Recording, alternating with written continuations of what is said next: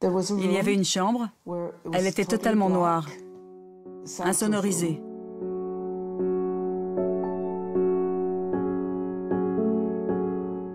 Elle était capitonnée, les fenêtres occultées, toutes sombres. Et on les mettait dans des tubes, les bras et les jambes coincés.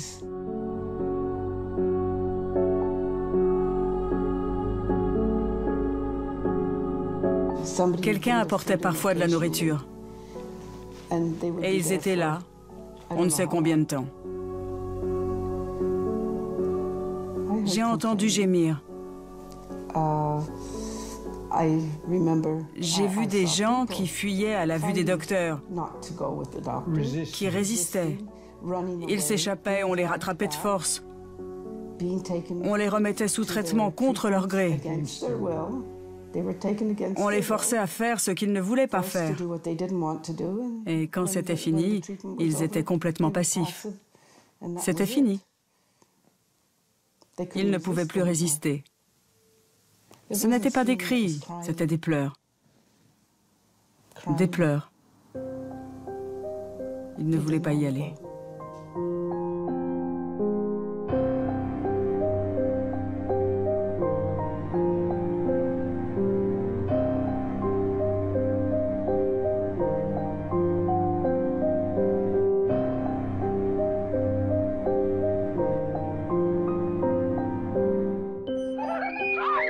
C'était à la fin des années 50.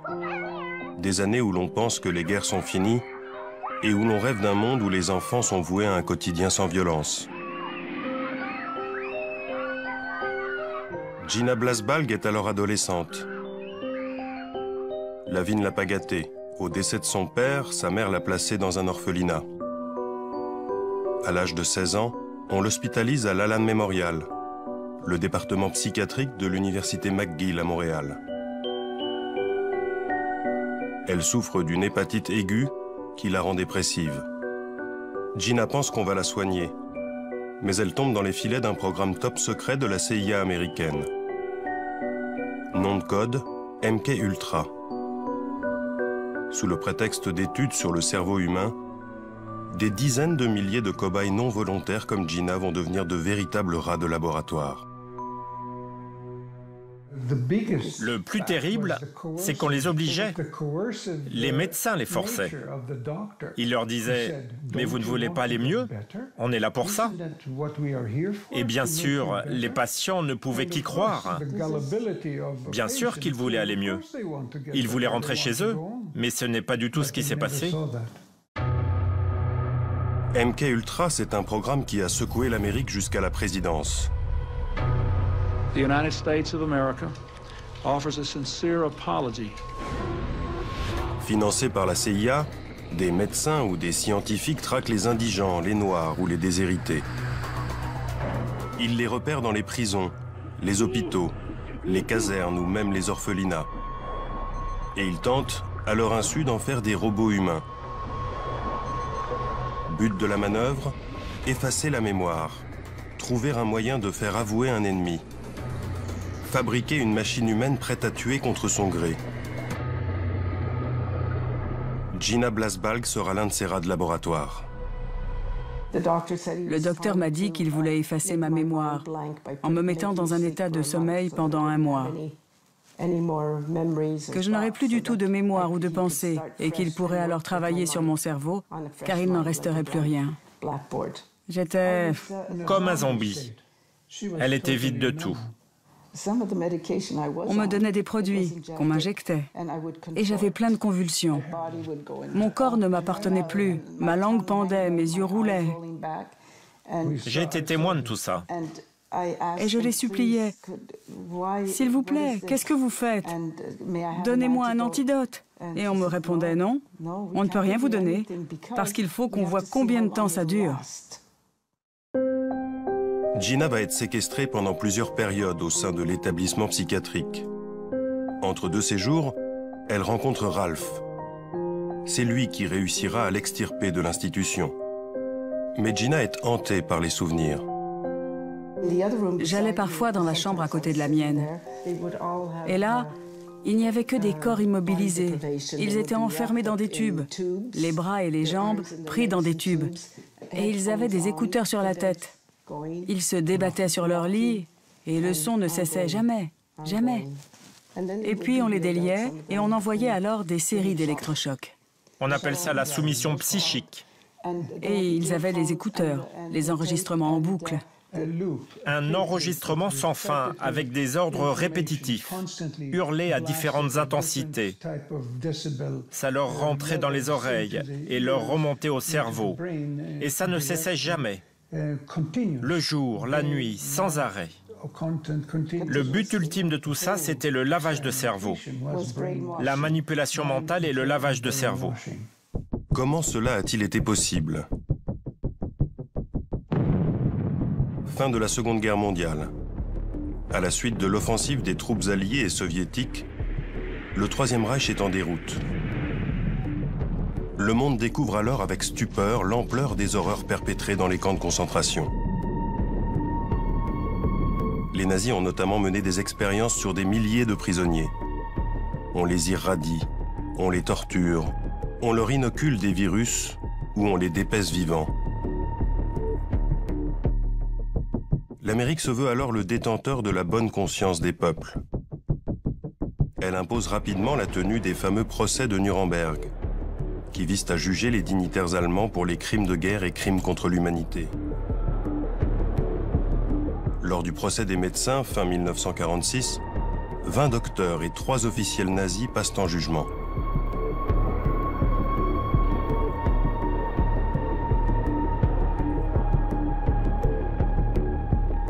Guilty or not guilty? Nicht schuldig. 5 des accusés sont acquittés. 7 sont condamnés à mort et les autres à des peines de prison. À l'occasion de ce procès, l'Amérique rédige le Code de Nuremberg. Le contenu en est exemplaire. Celui-ci détermine l'éthique qui doit prévaloir lors des expérimentations pratiquées sur l'être humain. Mais en parallèle, les Américains convoitent les scientifiques et les médecins allemands et les exfiltrent vers les États-Unis. Juste après la guerre, on s'est retrouvé avec un grand nombre de scientifiques allemands qui officiaient dans tous les domaines. Bombardement, énergie, missiles, cinéma, médecine. Et les Français, les Anglais, les Russes et les Américains voulaient tous mettre la main dessus, les ramener chez eux et qu'ils travaillent pour eux. Le problème qu'avaient les Américains, c'est qu'un grand nombre de ces soldats étaient répertoriés comme criminels de guerre. Le département d'État ne voulait donc pas leur donner de visa et ils ne pouvaient pas aller en Amérique. Toute une série de programmes ont été alors mis sur pied. Dont le plus célèbre, c'est le projet Paperclip. Et les archives montrent bien que des centaines de scientifiques allemands ont été exfiltrés grâce à ces programmes et passés au travers des mailles du département d'État. Forts de cette matière grise, les Américains puisent dans les connaissances des Allemands et lancent des expériences à tout va, notamment dans des pays qu'elle pense tenir sous sa coupe. C'est ainsi que de 1946 à 1948 au Guatemala, elle inocule des virus comme la syphilis à des centaines de soldats, prostituées, détenus et même des gosses. Bilan 83 morts. Pour cet acte, l'Amérique sera condamnée. Sur le territoire américain, on s'en prend aux démunis, ceux qui n'oseront jamais se plaindre. En 1946 et pendant 7 ans, des dizaines d'enfants malades mentaux sont ainsi nourris de céréales radioactives dans une école du Massachusetts. C'est une effroyable contradiction, un immense paradoxe que de voir l'Amérique réaliser toutes ces expérimentations extrêmement dangereuses juste à l'après-guerre. Et ceci alors même que c'est nous qui avons traîné devant les tribunaux de Nuremberg les docteurs nazis en 1946 et en 1947. Nous, pas les Français, pas les Anglais, pas les Russes, mais nous, les Américains. On a traîné ces 23 docteurs et responsables administratifs en justice. On les a sermonnés, harangués. On leur a donné des leçons sur la façon de faire de la recherche médicale. Et au moment où se tenait le procès de ces médecins nazis, nos propres médecins, au Guatemala, injecter la syphilis à plein de gens dans ce pays. Au même moment, on injectait des patients dans nos hôpitaux avec du plutonium ou d'autres formes d'irradiation. Donc ce n'est pas déplacé de dire que tout ceci n'était qu'une farce, un grand jeu de propagande. Qu'importe, car la morale, les Américains la placent bien en dessous de l'intérêt de la nation. 3, 2, 1, fire!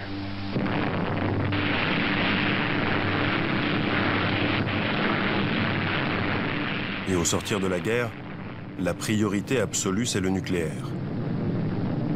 À la manette, l'armée US. Dès 1946, des tests sont menés à grande échelle, notamment sur l'atoll de Bikini.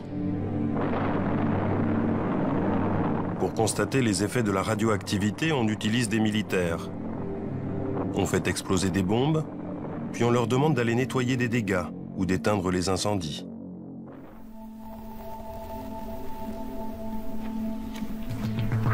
Lincoln Groves fut l'un des 250 000 à 500 000 soldats irradiés lors de ses essais nucléaires.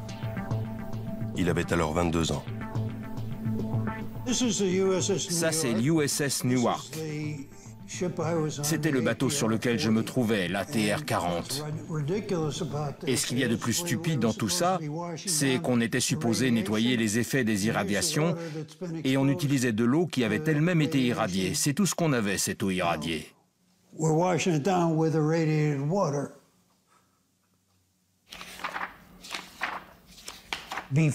Avant d'être envoyé à Bikini, on devait tous signer des contrats, qui étaient ni plus ni moins un serment de secret, afin qu'on ne dise à personne ce qu'on avait vu ou entendu pendant notre mission. Les soldats sont des cobayes parfaits. Ils sont disciplinés et ne connaissent rien aux risques encourus. On n'avait absolument aucune protection de quelque sorte. J'étais vêtu des mêmes fripes que je portais tous les jours. Et je portais toujours les mêmes le jour où j'ai quitté la marine.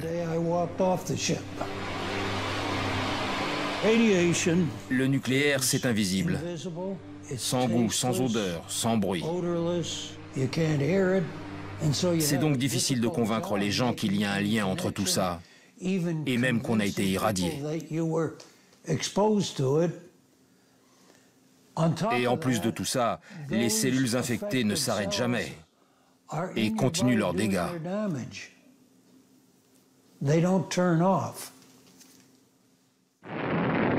Suite à son expérience sur l'atoll de Bikini, Lincoln sera hospitalisé à plus d'une reprise. Sa santé est fragile et les irradiations ont touché toute sa descendance. Ma fille a été conçue quelque temps après mon retour de Bikini. Eh bien, toute son adolescence, elle a souffert de problèmes avec son système endocrinien. Et on a dû lui retirer la moitié du pancréas à l'âge de 20 ans en raison d'une tumeur. Elle est morte d'une tumeur cérébrale maligne à l'âge de 46 ans. Elle a aussi eu une fille qui est née avec un pied difforme. Mon fils cadet, lui, a la maladie d'Addison. Et l'un de mes fils aînés est bipolaire. Ça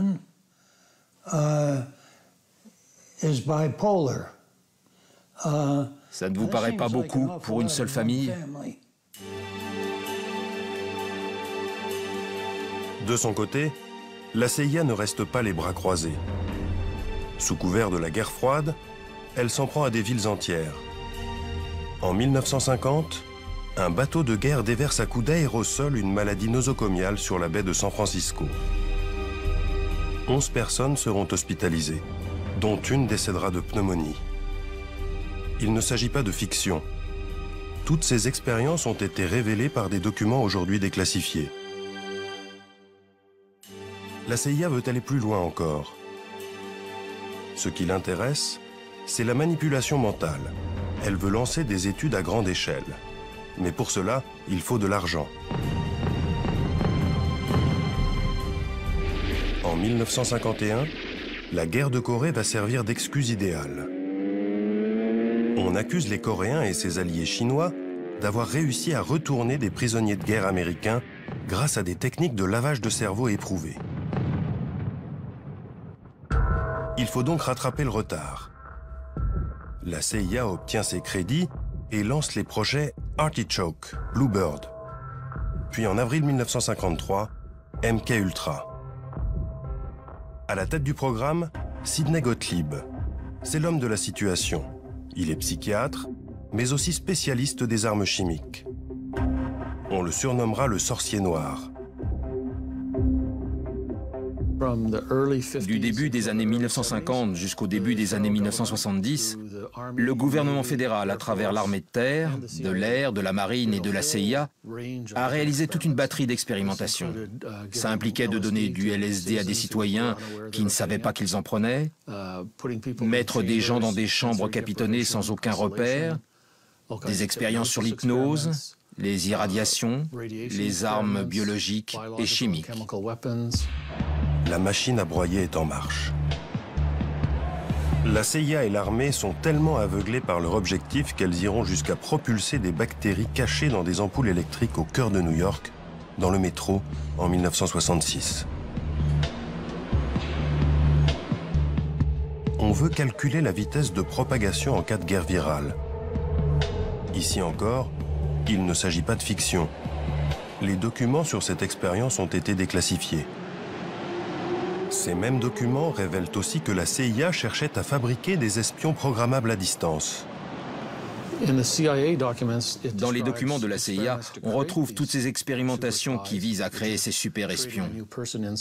Ça consiste à créer une nouvelle personnalité sur un cobaye et de lui donner une mission comme tuer quelqu'un, voler des documents ou infiltrer des réseaux.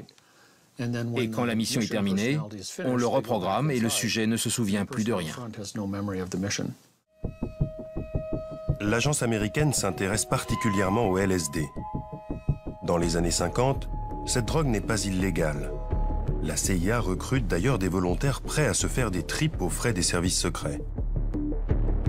Certains vont défrayer la chronique, comme Ken Kesey. C'est un auteur à succès qui pense que les drogues permettent de stimuler la créativité. Il teste donc le LSD dans le cadre d'expérimentations officielles. Il sortira de cette expérience en état second. Pour la petite histoire, il se met alors à la rédaction d'un best-seller qui deviendra un film culte. Vol au-dessus d'un nid de coucou.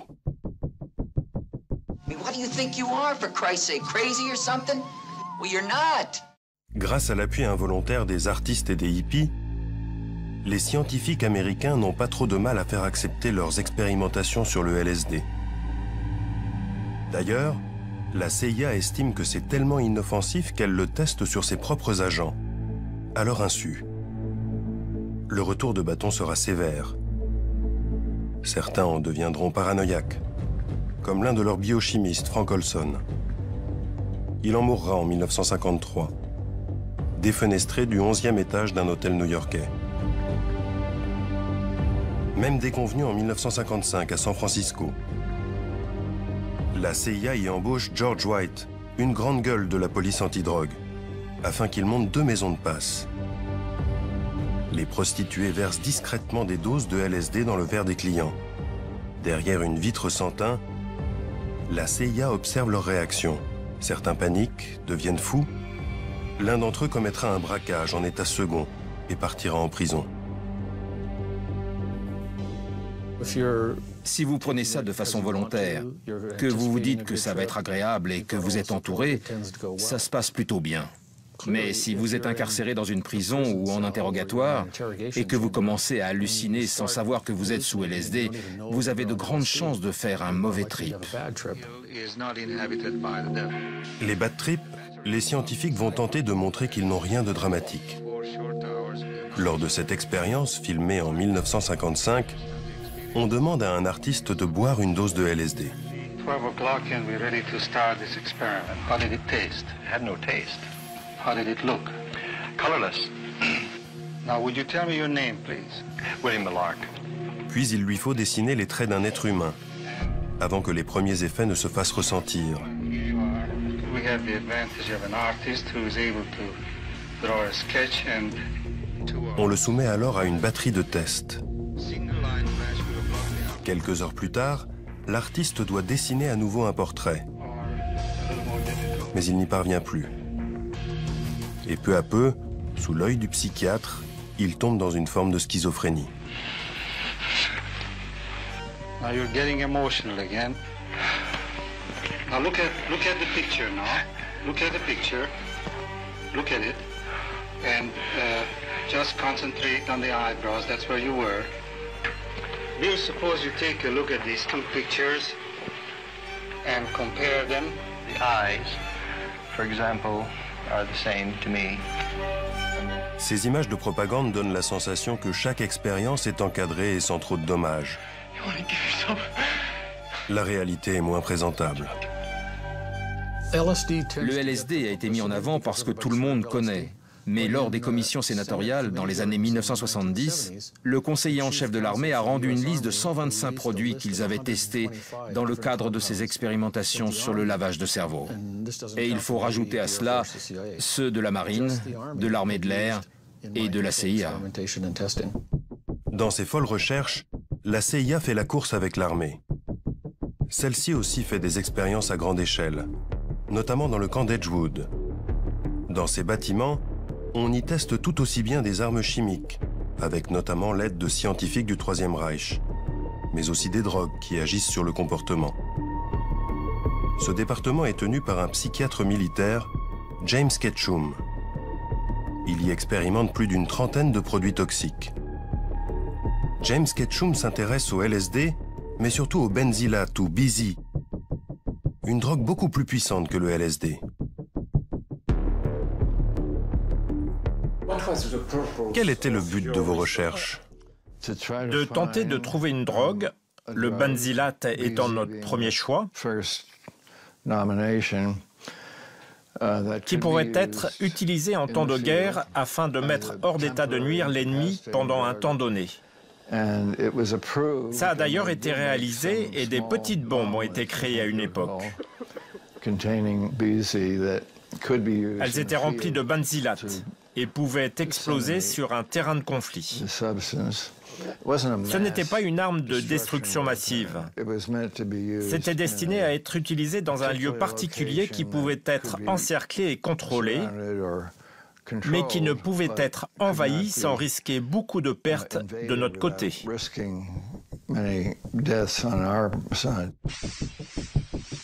Pour ces expériences, James Ketchum puise dans les troupes.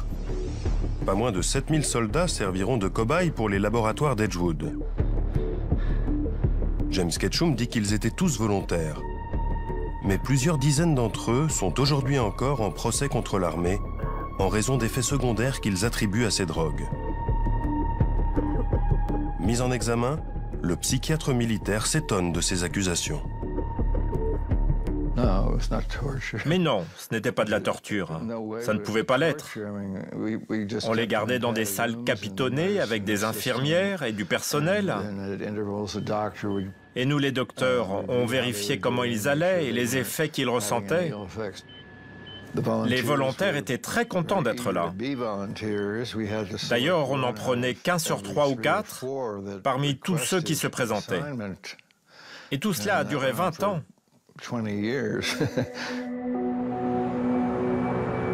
À New York, nous avons retrouvé l'un des militaires qui a participé aux expérimentations de James Ketchum. Il s'appelle Tony Mannheim.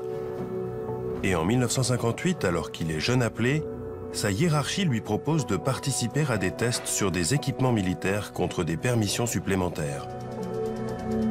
Il signe un protocole d'accord, mais on ne l'informe pas de ce qu'il va tester. À notre arrivée, nous étions invités à une sorte de pot d'accueil afin de rencontrer le personnel de la base d'Edgewood qui était en charge des tests.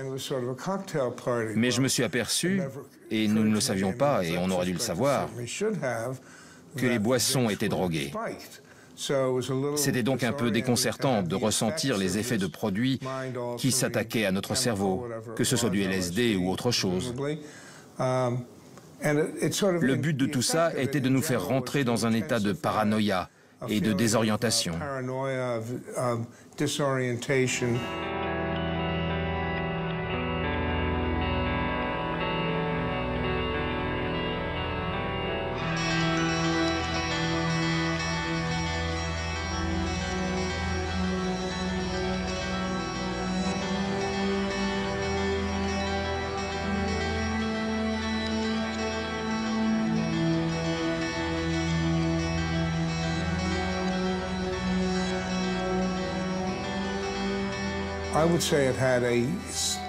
Je dirais que ça a eu des effets significatifs, durement ressentis et de façon négative pendant une durée considérable après l'arrêt de l'expérimentation. Pendant combien de temps? Des années. Je dirais des mois et des années plutôt que des jours et des semaines. James Ketchum affirme pour sa part que les tests étaient réalisés dans un cadre bien défini et que sa propre équipe n'a jamais contesté l'éthique de ces expériences.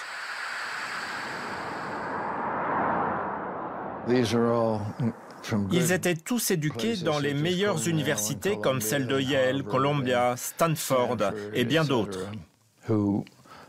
Ils préféraient faire de la recherche pendant leurs 2 ans de service. Ils se retrouvaient donc en poste à l'arsenal d'Edgewood et dans tout ce qu'on a pu faire, sauf une fois, ils étaient tous d'accord pour faire les mêmes expérimentations que celles que je faisais et que je leur demandais de faire. James Ketchum se protège en invoquant le soutien de ses pairs. C'est plus inquiétant que rassurant. Et il ne peut ignorer que pendant qu'il expérimente ces drogues sur des milliers de soldats, l'armée s'intéresse à bien d'autres produits plus destructeurs encore. Des produits qu'elle hésite à tester sur ses propres troupes. Et ces substances sont tellement puissantes qu'on ne peut les employer que dans un lieu discret, clos et protégé. Cette forteresse, ce sera les prisons. C'est Allen Hornblum qui va dénoncer le système. À l'époque, il travaille à la pénitentiaire et prend un poste à la prison de Holmesburg, en Pennsylvanie.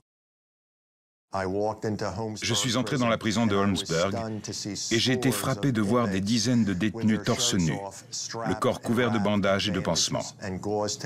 Et je n'arrivais pas à croire que j'allais travailler dans un milieu d'une telle violence.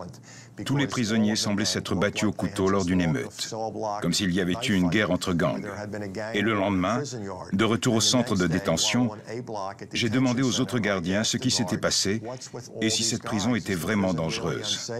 Ils se sont moqués de moi et on m'a répondu « Monsieur Hornblum, ce n'est pas une guerre de gangs, ce sont des tests de parfum pour le compte de l'Université de Pennsylvanie. »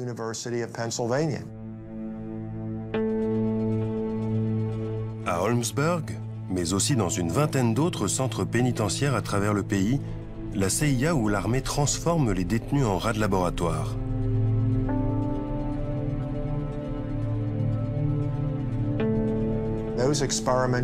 Ces expérimentations allaient de produits sans danger, comme tester du chocolat pour voir s'il fait pousser des pustules, jusqu'à des produits extrêmement dangereux, fournis avec l'accord des médecins.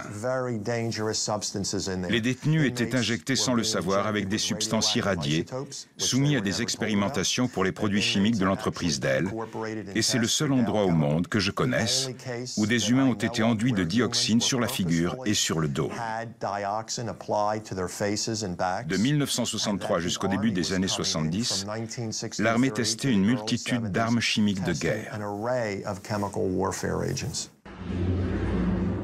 La prison d'Holmesburg, de 1951 à 1974, a été sans doute le plus grand laboratoire d'expérimentation humaine en Amérique.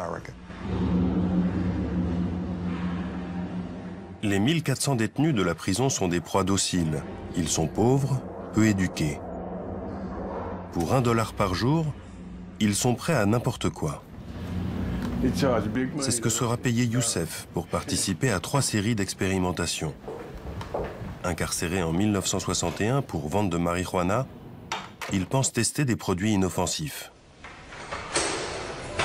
Il y avait 2 sortes de tests pour produits minceurs. L'un consistait à boire une sorte de milkshake. Il fallait aller aux toilettes et prendre du lait tous les jours, avec des œufs, le tout avec 6 pilules. Et ça 3 fois par jour. Dès la première prise, j'ai senti que j'explosais sous l'effet de gaz qui remontait. Et quand je suis allé aux toilettes, mon rectum s'est retourné comme une poche.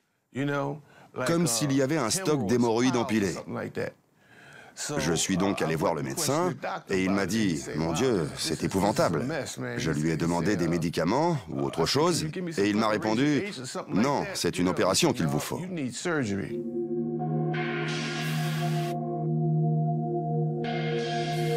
À l'abri des murs clos de la prison, les services américains se sentent tout-puissants. Ils n'ont plus de limites.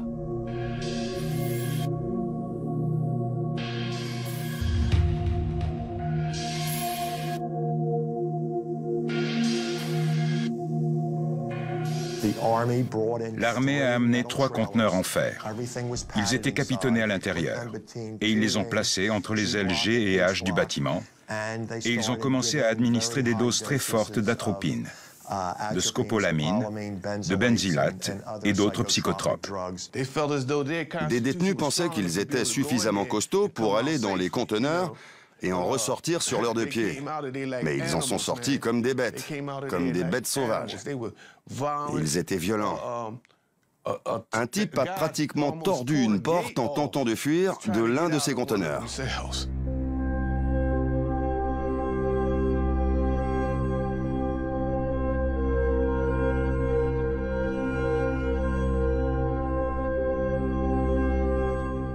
Les gens ressortaient de ces expérimentations avec des déficiences mentales, surtout avec leurs produits, comme le LSD ou leurs hallucinogènes que la CIA ou le Pentagone ont mis dans nos organismes pendant qu'on était dans nos cellules capitonnées. Ils nous les ont injectés, ils nous les ont mélangés à notre nourriture, ils nous les ont fait avaler sous forme de pilules. Et qu'est-ce qu'il nous reste? Des déficiences mentales, de la folie. Youssef ressort de la prison avec l'organisme dévasté. Les médecins l'ont classé comme partiellement invalide.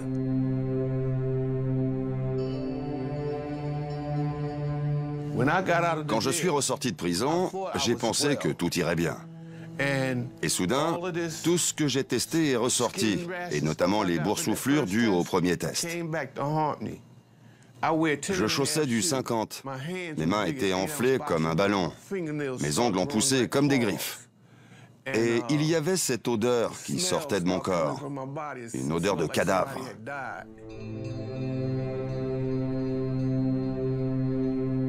De cette époque à aujourd'hui, ma vie a été misérable. J'ai une maladie du foie, des problèmes génitaux persistants. Je ne sais pas trop ce qui se passe avec mes mains. J'ai des fourmillements dans les pieds. Un cancer de la prostate. C'est un véritable enfer. Alors que l'armée recrute surtout dans les prisons, la CIA, elle, rôde dans les hôpitaux. Prime est donnée à celui qui réussira à transformer un être humain en robot. Plus de 20 ans après la fin du programme MK-Ultra, des témoignages vont dévoiler jusqu'où la CIA était prête à aller pour mener à bien son œuvre. Cette femme, Claudia Mullen, témoigne devant un comité chargé d'évaluer les dégâts commis sur les victimes. Je suis devenu un pion aux mains du gouvernement. Le but était de me soumettre et de créer l'espion idéal à l'aide de produits chimiques, d'irradiation, de drogue, de l'hypnose, de chocs électriques, de plongée dans des tubes remplis d'eau, de privation de sommeil, de lavage de cerveau, d'abus verbaux, physiques, émotionnels et sexuels. J'ai été exploitée pendant près de 30 ans de ma vie et la seule explication qu'on m'a donnée est que la fin justifie les moyens et que je servais ma patrie dans ses efforts valeureux pour lutter contre le communisme.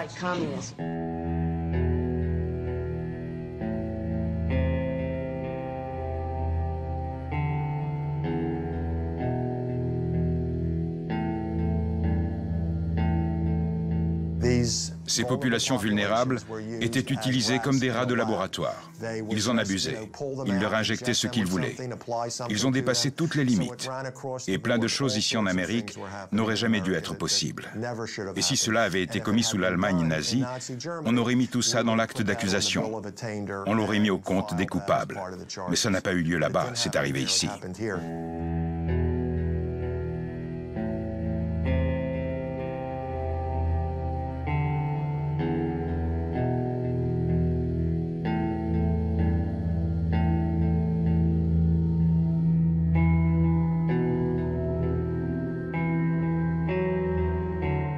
Ce qui me paraît le plus révoltant, ce n'est même pas l'attitude de l'armée ou de la CIA, mais celle des psychiatres eux-mêmes. Parce que les psychiatres, les scientifiques et les chirurgiens participaient à tout ça. Et la CIA n'aurait pas pu faire ça sans leur participation. Et la raison pour laquelle tout ceci est resté dans l'ombre, c'est que les instances les plus hautes de la psychiatrie étaient au courant et ont tout fait pour que ça ne se sache pas. Il ne s'agissait pas de quelques psychiatres ici ou là, mais des têtes pensantes de la psychiatrie. Et dans cette course à l'horreur, un homme sort du lot, Ewen Cameron. C'est un psychiatre écossais de haut vol qui sera président de la vénérable Association mondiale de psychiatrie. Il a d'ailleurs réalisé l'expertise de certains des médecins allemands jugés lors du procès de Nuremberg. Ewen Cameron est recruté par la CIA en 1957. Il se sent alors investi d'une forme de pouvoir absolu. Tous les patients avaient peur de lui. On ne voulait pas avoir affaire à lui. C'était un type bizarre.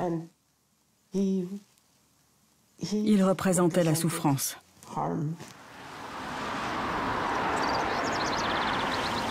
Au sein de l'Allan Memorial, le département psychiatrique de l'université McGill qu'il a créé à Montréal, Ewen Cameron expérimente au-delà du supportable.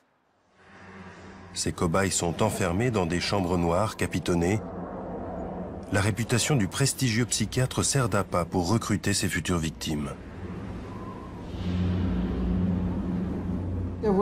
Il y avait une petite fille de 13 ans qui paraissait normale. Et la seule raison pour laquelle elle était là, c'était parce qu'elle se sentait nerveuse à l'idée de passer un examen. Les médecins ont estimé qu'elle devait voir le docteur Cameron afin qu'il l'aide. Ils l'ont hospitalisée et c'est la dernière fois que je l'ai vue. Il y avait un garçon aussi. Il ne disait plus rien. Il restait toute la journée contre le mur et regardait ses pieds. D'autres se plaignaient de maux de tête effroyables et continuels. Ils ne savaient plus qui ils étaient, où ils étaient et ce qu'ils faisaient ici. Les cobayes sont placés dans des comas artificiels qui durent jusqu'à plusieurs semaines et soumis à des doses massives d'électrochocs, tandis qu'un enregistrement diffuse en boucle des injonctions. Drogue, hypnose, privation de sommeil, tout est tenté. Certains en perdent l'usage de la parole, deviennent incontinents et ne reconnaissent plus leurs propres parents. Vous pensez que des gens en sont morts? Oh oui. Oh oui. Comment pouvez-vous dire ça? Il y a tous ceux qui ont disparu. Certains se suicidaient. Et quand Gina a tenté de retrouver certaines des anciennes pensionnaires de cette époque, j'ai jamais pu les retrouver. On n'a pas pu les retrouver. Aucune trace. Des morts, il y en a eu un peu partout. Et il aura fallu le courage de quelques lanceurs d'alerte pour révéler publiquement l'étendue du désastre. En 1972, Martha Stephens est professeure d'anglais au sein de l'université de Cincinnati. Elle remarque que le département médical irradie à doses massives et sur le corps tout entier des malades qui se présentent avec des tumeurs bénignes.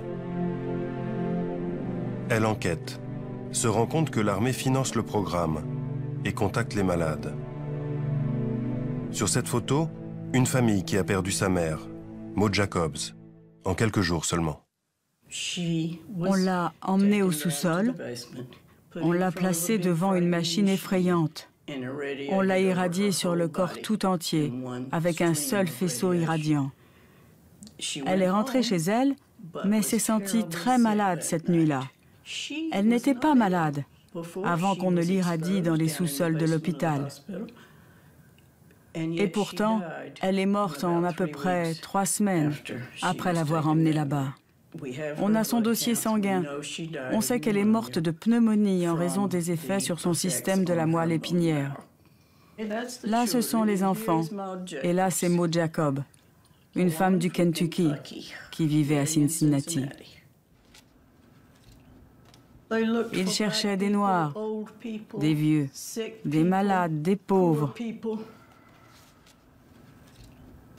À peu près 60% des 90 personnes qu'on a irradiées étaient noires. Dans une ville où, à cette époque, 30% de la population était noire. Les Afro-Américains n'avaient aucun autre endroit où aller.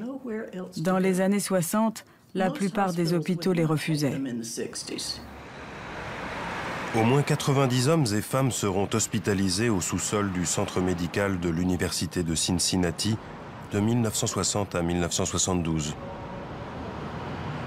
21 d'entre eux vont mourir en 3 ou 4 semaines. À la tête du département, le docteur Eugene Sanger, un radiologiste réputé. Un patriote, je dirais, qui pensait qu'il faisait son devoir pour son pays. Je pense qu'il estimait que certaines personnes doivent se sacrifier pour permettre de comprendre comment nous protéger en cas de guerre nucléaire. Lors du procès qu'on a tenu contre les chercheurs, la juge les a comparés à ce qu'il avait été fait lors du Troisième Reich. Elle a dit, pour justifier les vies que vous avez prises, vous vous protégez derrière les mêmes excuses que celles utilisées par les médecins à Nuremberg. Ils ont dit qu'au nom de leur patrie, ils ont dû faire ce qu'ils ont fait. Et vous, vous donnez les mêmes arguments. Eugene Sanger est décédé, mais son bras droit, le professeur Silberstein, est toujours en activité. Il refuse toute interview, mais voici ce qu'il répond par mail quand on lui demande de réagir sur les expérimentations.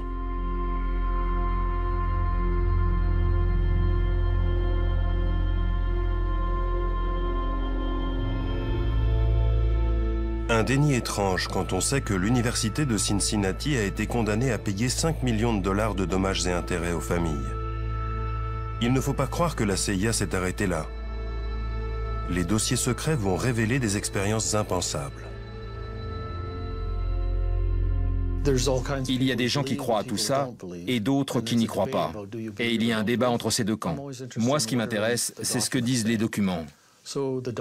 Et les documents disent précisément, tout comme les recherches publiées dans les revues ou les livres, qu'on a implanté des électrodes dans le cerveau des gens. On a activé à distance ces électrodes à l'aide d'un transmetteur dans le but de changer le comportement de la personne. On les a rendus violents à casser des murs ou apathiques, sans réaction, alors qu'ils avaient l'air normaux et jouaient de la guitare juste avant. Il y a des photos dans des livres ou des revues. On voit des chats, des singes, mais aussi des humains, chez qui on a placé des électrodes dans le cerveau et dont on prend le contrôle à distance. C'est donc un fait scientifique reconnu. Colin Ross fait référence aux tentatives de créer un être humain programmable à distance. La CIA s'intéresse notamment au travail d'un scientifique espagnol, le docteur Delgado, qui tente ses premières expériences sur un taureau. L'animal est tout d'abord relâché dans l'arène, il charge la cape qu'on agite devant lui, puis on implante un émetteur dans le cerveau du taureau. Désormais, à chaque charge, une impulsion électrique l'arrête dans son élan. Des documents déclassifiés montrent que des systèmes plus sophistiqués ont été utilisés dans le cerveau d'êtres humains, comme cette fillette. Tout d'abord souriante, elle va verser dans des crises de violence une fois l'émetteur activé.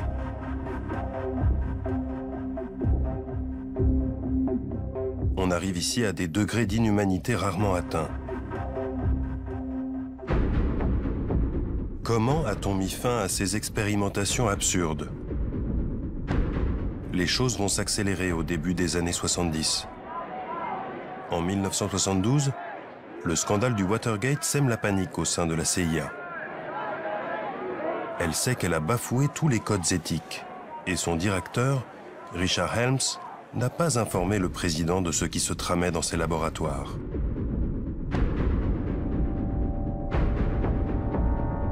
En 1973, Richard Helms ordonne la destruction de tous les documents relatifs au programme MK Ultra. et l'arrêt des expérimentations. Il démissionne aussitôt. En 1974, le président Gerald Ford prête serment. Il veut savoir ce qui se passe dans ses services, et notamment à la CIA. En 1975, il met en place une première commission d'enquête. Son travail est compliqué car les responsables de l'agence, comme le docteur Lashbrook, appelé à témoigner, mentent, bottent en touche ou minorent. There was, of course, claims or thoughts that maybe great things could be done with hypnosis. One small project in which we had a hypnotist do some experiments, primarily to see what the limitations of hypnosis might be. Can you make a person do something under hypnosis that he would not ordinarily do? Comme souvent, c'est de l'intérieur que la forteresse va se fissurer. On le doit à un archiviste de la CIA qui découvrira plusieurs cartons oubliés par sa direction et les remettra à la commission d'enquête. Ces milliers de documents sont désormais en partie publics.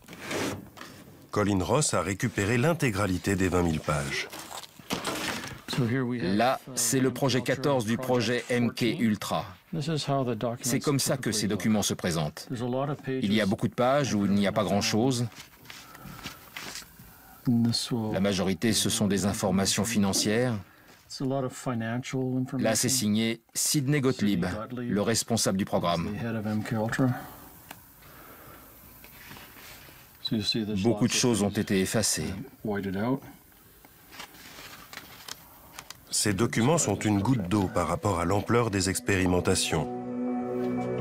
Mais ils révèlent que l'agence américaine avait lancé au moins 149 programmes impliquant 80 institutions dans les plus grandes universités du pays.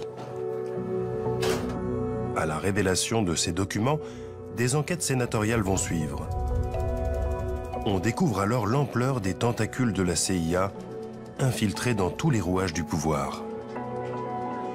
Do you have any people being paid by the CIA who are contributing to a major circulation American journal? We do have people who submit pieces to American journals. Do you have any people paid by the CIA who are working for television networks? This, I think, gets into the kind of getting into the details, Mr. Chairman, that I'd like to get into in executive session. Richard Helms, l'homme qui a toujours préféré l'ombre à la lumière, doit alors se justifier publiquement. Celui qui a tiré les manettes des programmes les plus répugnants de l'agence affiche un détachement écœurant. If one has in one's possession or under one's control bacteriological or chemical weapons, they can be used both defensively and offensively. And by use offensively, we mean to include killing people, is that right? Well, they have the capacity to kill people if they were used in that way. Unrestrained, illegal, secret intimidation and harassment of the essential. Richard Helms est malmené, mais ne sera soumis à aucune poursuite judiciaire. Il justifie ses actes au nom de l'intérêt national. Une attitude que l'on retrouve chez James Ketchum, le psychiatre militaire. Des centaines d'anciens soldats traumatisés par ces expériences le poursuivent en justice, mais il sait qu'il ne risque rien. Aux États-Unis, l'individu est protégé lorsqu'il agit au nom de l'État. J'étais très content avec ce qu'on a fait. J'en suis plutôt fier. On a eu des résultats à cette époque. Je pense que ça valait le coup d'essayer. Mais je pense que l'armée a décidé subitement de faire marche arrière et de mettre au rebut des choses qui pouvaient être critiquées un peu partout dans le monde. Ils ont joué la sécurité. Ce déni de responsabilité de la part de James Ketchum ou de celle de bien d'autres scientifiques n'a pas fait baisser le militantisme des victimes. Le 3 octobre 1995, le président Clinton, de guerre lasse, fait des excuses publiques. 23 ans ont passé depuis l'arrêt du programme MK-Ultra et près de 40 ans depuis celui des essais nucléaires. Thousands of government-sponsored experiments did take place at hospitals, universities, and military bases around our nation.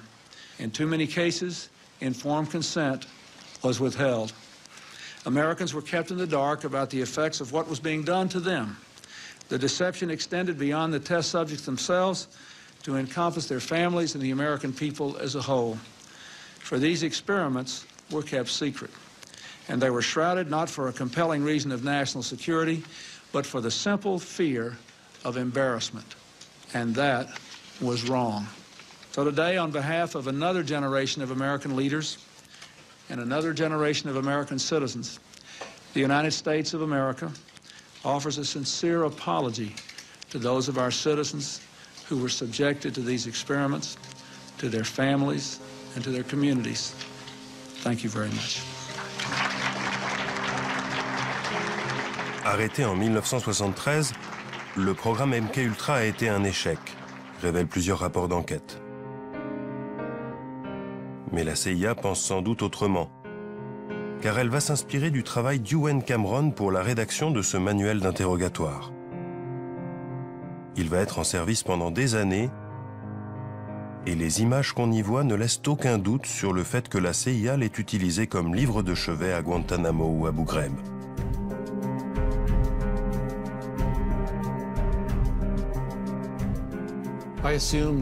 Je suis sûr qu'aujourd'hui encore, les techniques de lavage de cerveau sont utilisées par tous les services secrets du monde, et sans doute aussi par les terroristes.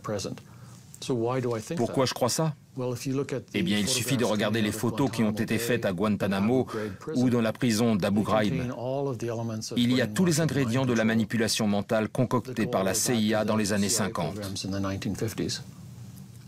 On sait par exemple que l'interrogatoire offensif, qui est le terme à la mode en Angleterre ou en Amérique, n'est rien de plus que du lavage de cerveau. Ce sont les mêmes façons de faire, choc électrique, position inconfortable, humiliation sexuelle ou culturelle, privation de sommeil ou de nourriture, chien d'attaque, menace de mort, technique du bon flic et du mauvais flic. C'est tout ça la manipulation mentale. Il serait naïf de penser que les choses ont changé. En 2014, l'histoire s'est mise à bégayer. 19 ans après Bill Clinton, Barack Obama, bousculé par les révélations sur les tortures perpétrées par la CIA, doit se justifier.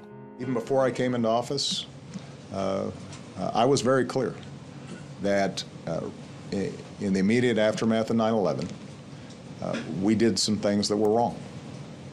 We did a whole lot of things that were right, but we tortured some folks. Des excuses publiques qui n'ont qu'une valeur symbolique pour Gina et Ralph Blasbalg. Seul un nombre limité de victimes du projet MK-Ultra ont eu le courage d'engager des procédures devant les tribunaux. Les procès sont longs, et la CIA rechigne à ouvrir ses archives.